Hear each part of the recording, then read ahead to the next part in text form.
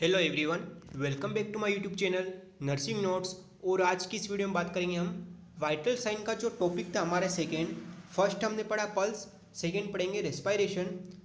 ठीक है, उसके बारे में पढ़ेंगे क्या होता है, शॉर्ट नोट्स के बारे में बताएंगे इसके अंदर, फुल डिस्क्रिप्शन। यदि आपने वो पल्स वाली वीडियो नहीं देखी है तो प्लीज़ उसकी लिंक डिस्क्रिप्शन में दे रखी है, वहाँ से जाके आप उसको देख सकते हैं। तो चलिए हम बात करते हैं इसके इंट्रोडक्शन के बारे में और डेफिनेशन के बारे में। सबसे पहला है इसकी definition, the exchange of gases between an organisms and the medium in which lives.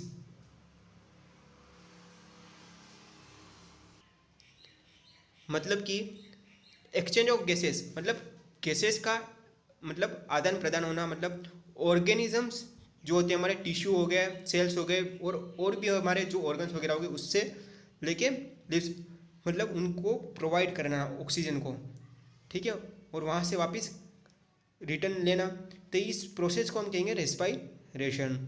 It includes complex mechanism like ventilation, diffusion and perfusion. ये तीन चीज़ें होती हैं हमारी, वेंटिलेशन, डिफ्यूजन एंड परफ्यूजन। ये क्या होता है हम इसके बारे में पढ़ते हैं नीचे, ठीक है।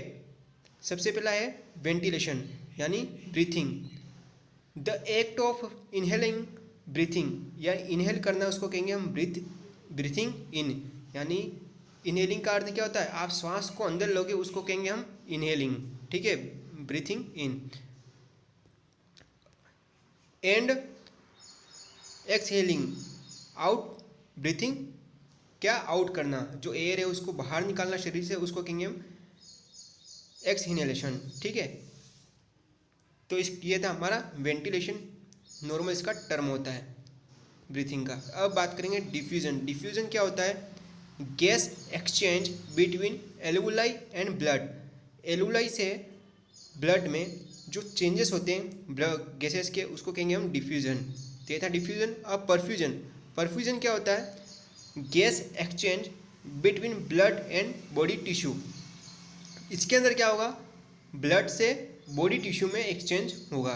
सबसे पहले हमारा क्या हो रहा था, एल्वोलाई से हो रहा था, एल्वोलाई से फिर किस में आया, ब्लड में, ब्लड में आया, ब्लड से वापस किस में जाएगा, टिश्यू में, और टिश्यू से फिर सेल्स में। इस तरह से क्या रोटेशन चलता रहता है।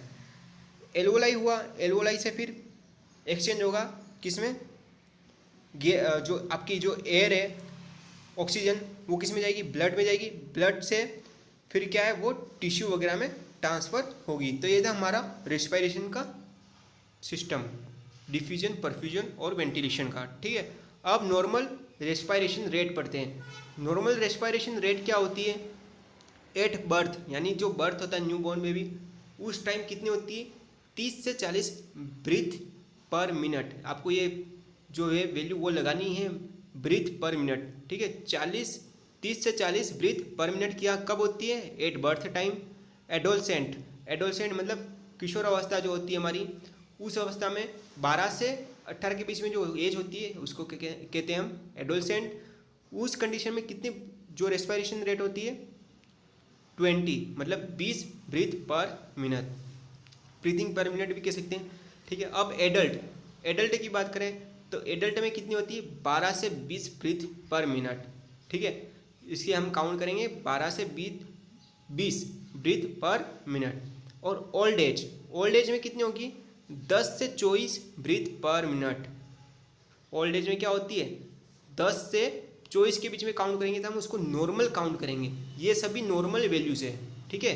12 से 20 के बीच में हो गया, 10 से 24 के बीच में हो गया, तो ये क्या है, हमारी नॉर्मल रेस्पायरेशन रेट है। आप इसका स्क्रीनशॉट भी ले सकते हैं, ठीक है। अब बात करेंगे हम अब नॉर्मल। अब नॉर्मल रेस्पायरेशन जो टर्म होते हैं उनको क्या कहते हैं, ठीक है, टेकेपनिया। टेकेपनिया का अर्थ क्या होता है, more than 24 breathing per minute. Breath per minute मतलब 24 से अधिक ब्रीथ पर मिनट हो तो उसको कहेंगे हम टेकेपनिया। ब्रेकेपनिया, ब्रेकेपनिया मतलब less than 10 breath per minute, यानी आपका जो ब्रीथिंग है वो 10 से नीचे हो, ठीक है, पर मिनट, तो उसको हम कहेंगे ब्रेडिपनिया। अब डिप्सनिया, डिप्सनिया क्या होता है? लेबोर्ड ब्रीथिंग, मतलब difficulty in breathing, difficulty in breathing, इसका दूसरा अर्थ भी है डिफिकल्टी इन ब्रीथिंग। लेबोरेट की जगह आप डिफिकल्टी इन ब्रीथिंग भी लिख सकते हैं। एपनिया, मतलब एपनिया का अर्थ क्या होता है? एब्सेंस ऑफ ब्रीथिंग, मतलब जो डेट हो जाती है बॉडी, इसके बाद देखते हैं हम, वैसे दिखाई देगा आपको एब्सेंस ऑफ ब्रीथिंग, उस कंडीशन में हम उसको क्या कहेंगे? टर्म को एपनिया। तो ये थे हमारी मेडिकल टर्म। ऑर्थोपनिया मतलब लाइनिंग पोजीशन में सोएगा तो तब तो नॉर्मल होगी, लेकिन सॉरी तब तो इसको डिफिकल्ट होगी, लेकिन standing and position, standing and sitting position में वो नॉर्मल रेस्पिरेशन करता है, तो उसको हम कहेंगे ऑर्थोपनिया। ये टर्म है नॉर्मल, अब नॉर्मल टर्म है, ठीक है, और एकदम। अब बात करते हैं some important term related to oxygen level in the body. Oxygen level के अकॉर्डिंग क्या है? एनोक्सिया, एनोक्सिया का अर्थ क्या होता है? Absence of oxygen in tissue. यहाँ पर आपको याद रखना है absence, absence of oxygen in tissue, ठीक है, एनोक्सिया का अर्थ। सेकेंड है एनोक्सीमिया, एनोक्सीमिया EMIA, जहाँ पर भी आया तो ये किससे रिलेटेड है? आपका ब्लड से रिलेटेड है। लास्ट में आपको देखना है यहाँ पे EMIA आ रहा है, तो ये किससे रिलेटेड है? ब्लड से रिलेटेड है, ठीक है। Insufficient oxygenation of the blood, मतलब ब्लड में ऑक्सीजनेशन एब्सेंट होता है, एनोक्सीमिया का अर्थ होता है, ठीक है। अब हाइपोक्सीमिया, क्या है term? Hypoxaemia, sorry hypoxia, hypoxia, hypoxaemia नीचे, ठीक है। Hypoxia lack of oxygen in tissue. आप यहाँ पे देखो, आप lack of oxygen in tissue लिखा हुआ है और यहाँ पे एब्सेंस, दोनों में कंफ्यूजन नहीं होना है। एनोक्सिया यानी ए से आपको याद रखना है एब्सेंस, और हाइपोक्सिया मतलब lack of oxygen in tissue, ठीक है। अब इसके बाद जो टर्म है वो है हाइपोक्सीमिया, वापिस आ गया EMIA, ठीक है।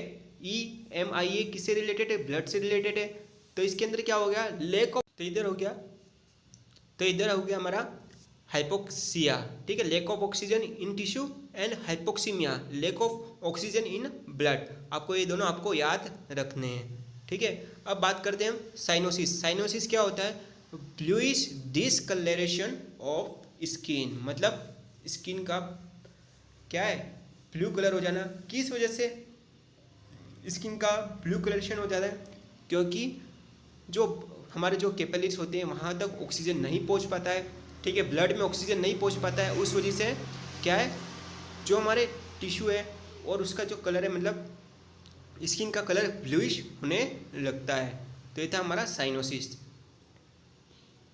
अब बात करेंगे हम कैरेक्टरिस्टिक्स ऑफ रेस्पिरेशन। रेस्पिरेशन के कैरेक्टरिस्टिक्स क्या है? Normal respiration rate is 12 to 20 BPM। BPM का अर्थ क्या होता है? Breathe per minute. आपको याद रखना है BPM मतलब breath per minute in healthy person in a normal condition. एक नॉर्मल कंडीशन में हेल्दी पर्सन की जो रेस्पिरेशन रेट होती है कितनी होती है? 12 से 20 breathe per minute. Second point है हमारा normal respiration rate, sorry respiration called apnoea, यूपनिया, ठीक है, क्या कहेंगे? एपनिया।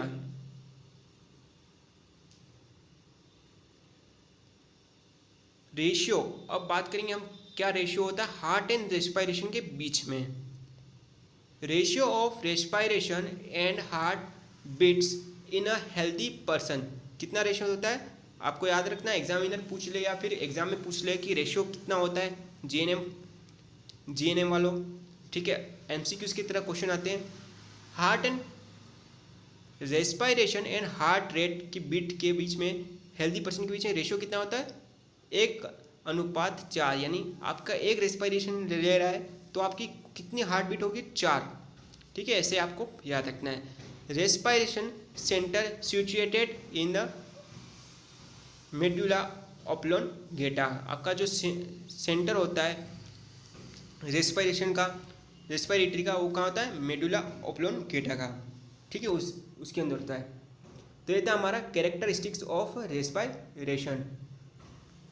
उम्मीद करता हूँ आपको समझ में आया होगा कि रेस्पायरेशन क्या होता है वाइटल साइंस के अंदर। ठीक है, सेम नोट्स आपको लिखने हैं मेन एग्जाम के अंदर, और इसके अंदर कोई भी चेंजेस नहीं करने हैं। यदि आपको पीडीएफ चाहिए तो उसकी लिंक डिस्क्रिप्शन में दे रखी है, आप वहाँ से जाके उसको पढ़ सकते हैं और डाउनलोड भी कर सकते हैं फ्री में। ठीक है, तब तक के लिए thank you. Second next video में हम लेकर आएंगे टेम्परेचर के ऊपर, टेम्परेचर क्या होता है, और फीवर के ऊपर ऑलरेडी हमने वीडियो बना रखी है, उसकी भी लिंक आपको डिस्क्रिप्शन में दे देंगे, वहाँ से आप जाके इसको देख सकते हैं। Thank you.